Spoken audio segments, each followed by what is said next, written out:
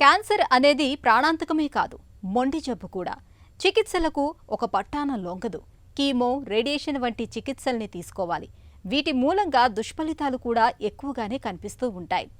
ఇలాంటప్పుడు ఆనుపానంగా ఆయుర్వేద పరిష్కారాల్ని ప్రయత్నిస్తే మంచి ఫలితం ఉంటుంది.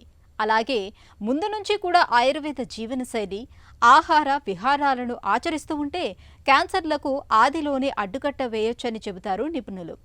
క్యాన్సర్లను కట్టడి చేసేందుకు ఆయుర్వేదం చెబుతున్న చికిత్సలు, పరిష్కార మార్గాల గురించి ఇప్పుడు తెలుసుకుందాం.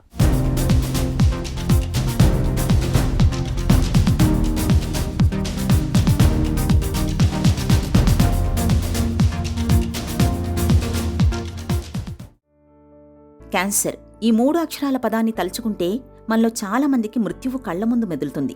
క్యాన్సర్ అన్న పేరును పలకాలంటేనే గుండెలో దడ మొదలవుతుంది. నిజమే, క్యాన్సర్ అనేది మనిషిని మెల్లమెల్లగా మృత్యుముఖం వైపు తీసుకెళ్లే ఒక మొండి జబ్బు. అయితే అనుమానిత లక్షణాలను ముందుగానే పసిగట్టి తొలి దశల్లోనే చికిత్సలు మొదలు పెడితే ప్రమాదకరమైన, ప్రాణాంతకమైన క్యాన్సర్లకు ఆదిలోనే సమాధి కట్టేయొచ్చు. కీమోథెరపీ, రేడియేషన్ వంటి చికిత్సల సాయంతో ఇవాళ మహమ్మారి క్యాన్సర్ను చాలా తేలికగా జయించవచ్చు. అయితే వీటితో పాటు మన సంప్రదాయ వైద్యమైన ఆయుర్వేద చికిత్సలను కూడా అనూపానంగా మొదలు పెడితే క్యాన్సర్ కోరల నుంచి త్వరగా బయటపడొచ్చని చెబుతారు ఆయుర్వేద నిపుణులు. క్యాన్సర్ అనేటువంటిది నార్మల్ సెల్యులార్ మైటోసిస్ పద్ధతిలో కాకుండా జీవకణాలు తమ జ్ఞాపక శక్తిని కోల్పోయి శరీరంలోని ఏ భాగంలోనైనా ఇర్రెగ్యులర్గా పెరిగేటువంటి ఒకానొక విధానానికే క్యాన్సర్ అంటారు. ఈ క్యాన్సర్ మనం కనుక చూసినట్టయితే ఫిజికల్ కాజెస్ అని, కెమికల్ కాజెస్ అని, బయాలజికల్ కాజెస్ అని చూస్తాం. ఫిజికల్ కాజెస్ అంటే ఫిజికల్గా ఇర్రాడియేషన్, ఎక్స్రే సెంటర్స్ లోపల, తర్వాత డైరెక్ట్గా ఫోటో ఎక్స్పోజర్ కానీ, సన్ ఎండలో విపరీతంగా వర్క్ చేయడం వల్ల కానీ, ఇవి ఫిజికల్ ఎక్స్పోజర్ వల్ల వచ్చేటువంటి క్యాన్సర్స్. కెమికల్ క్యాన్సర్స్ ఏంటంటే లైక్ ఎవరైతే పీపుల్ యాస్బెస్టాస్లో, సిమెంట్ ఫ్యాక్టరీస్లలో, డస్ట్లో, ఒక పొల్యూటెడ్ ఎన్విరాన్మెంటల్ కెమికల్ బేస్డ్ ఫ్యాక్టరీస్లో వర్క్ చేసినప్పుడు ఎస్పెషల్లీ ఇన్హలేషన్ ద్వారా లంగ్లో యాస్బెస్టాస్ లాంటి కెమికల్స్ చేరేసి లంగ్ క్యాన్సర్స్కు, తర్వాత అట్లాగే tobacco is the major culprit which is the major killer క్యాన్సర్లో మనకు తెలుస్తున్నది. అట్లాగే బయాలజికల్ క్యాన్సర్ అంటే బయాలజికల్ క్యాన్సర్ కొన్ని రకాలైనటువంటి వ్యాధులు, కొన్ని రకాలైనటువంటి వైరస్ శరీరంలో ఉన్నప్పుడు క్యాన్సర్ బారిన పడడానికి కారణం ఉంది.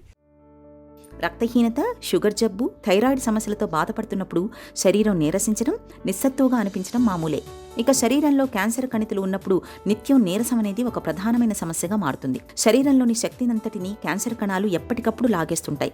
ఆహారంలోని పోషక వనరులన్నింటినీ క్యాన్సర్ కణాలు తమ కోసం వాడేసుకుంటూ ఉంటాయి. ఇక చికిత్సలో భాగంగా కీమోథెరపీ, రేడియేషన్ తీసుకుంటున్నప్పుడు సహజంగానే ఆ మందుల తీవ్రతకు, రేడియేషన్ ప్రభావాల్ని తట్టుకునేందుకు శరీరం బాగా కష్టపడాల్సి వస్తుంది. దీంతో క్యాన్సర్ బాధితులకు నీరసం అన్నది ఒక నిత్య సమస్యగా మారుతుంది. ఈ క్యాన్సర్ నీరసాన్ని అధిగమించేందుకు ఆయుర్వేదం తనవైన ప్రత్యేక పరిష్కారాన్ని చెబుతుంది. ఈ ప్రివెన్షన్ అనేటువంటిది మనము ఆయుర్వేద రీత్యా చూసినా, ఆధునిక రీత్యా చూసినా primary prevention, secondary prevention, tertiary prevention and other preventions. Primary preventions ఏంటంటే ముఖ్యంగా కాజేటివ్ ఫ్యాక్టర్ ఏంటి, టొబాకో ద్వారా వస్తుంది, యాస్బెస్టాస్ ద్వారా లంగ్ క్యాన్సర్ వస్తుంది. ఈ కారణాలని కరెక్ట్గా నిర్ధారించుకొని ఆ స్మోకింగ్ అవాయిడ్ చేయడం, ఆస్బెస్టాస్ ఫ్యాక్టరీ లోపల సరైన ప్రత్యేకమైనటువంటి చర్యలు తీసుకోవడం ద్వారా దీనికి ప్రైమరీ ప్రివెన్షన్ చేయొచ్చు.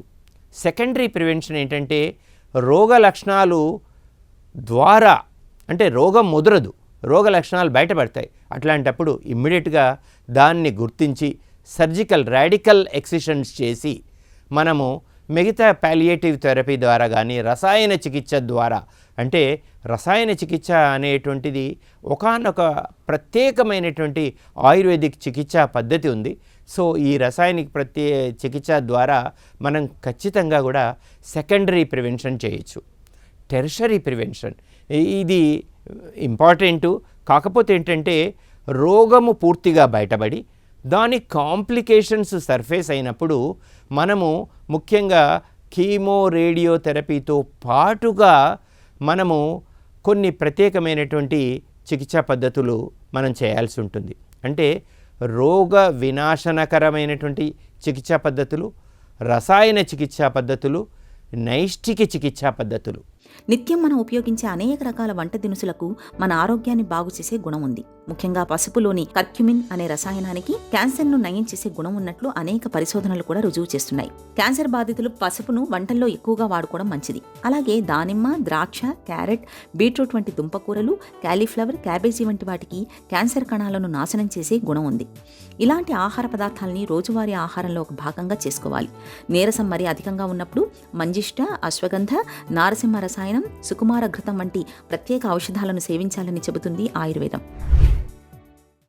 ఆయుర్వేదాన్ని మనము ఈ ఆధునిక చికిత్సా పద్ధతులకు అనుసంధానం కనుక చేసినట్టయితే ఖచ్చితంగా మనము double the remedy, patient context లోపల సివియారిటీ ఆఫ్ ద సిమ్టమ్స్ను తగ్గిస్తూ రోగి యొక్క స్పాన్ను పెంచి కాంప్లికేషన్స్ను 100% తగ్గించగలం.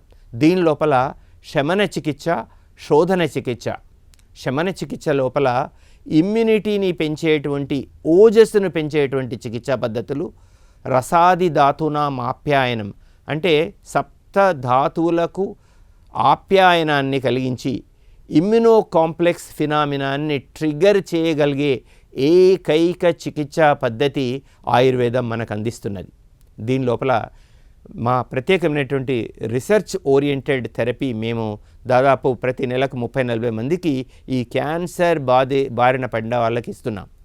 హీరక భస్మము, స్వర్ణ భస్మము, గోమూత్ర శిలాజిత్తు, గుడుచి సత్వాలతో తయారు చేసి ఆయా రోగులను దోషానుసారం వర్గీకరించి వారిని పర్టికులర్గా క్లాసిఫై చేసి 100 to 200 milligrams dosage 9 months to 1 year వరకు మనకంటే మిగతా కీమో రేడియేషన్ థెరపీలతో పాటుగా మనం ఇచ్చినట్టయితే మనకు సంపూర్ణమైన నిర్హరణం చేయడానికి ఆస్కారం ఉంది. క్యాన్సర్కు చికిత్స తీసుకుంటున్న కాలంలో శారీరక బాధలతో పాటు మానసికంగా అంతులేని వేదన కనిపిస్తుంటుంది. తీవ్రమైన ఒత్తిడికి లోనవుతుంటారు. తరచూ డిప్రెషన్లోకి కూడా వెళ్తుంటారు. ఒత్తిడి, ఆందోళన, మానసిక వ్యాకులత ఇవన్నీ కూడా క్యాన్సర్ బాధల్ని మరింతగా పెంచేవే. వీటిని తట్టుకునేందుకు ప్రతినిత్యం యోగా, ధ్యానం, ప్రాణాయామం వంటి వాటిని సాధన చేయడాన్ని ఒక అలవాటుగా మార్చుకోవాలి. ఒకవైపు మందుల సాయం తీసుకుంటూనే ఇలా జీవనశైలిలోనూ ఆహార విహారాల్లోనూ తగిన జాగ్రత్తలు తీసుకోవడం ద్వారా క్యాన్సర్ బాధల్ని తేలికగా అధిగమించవచ్చు.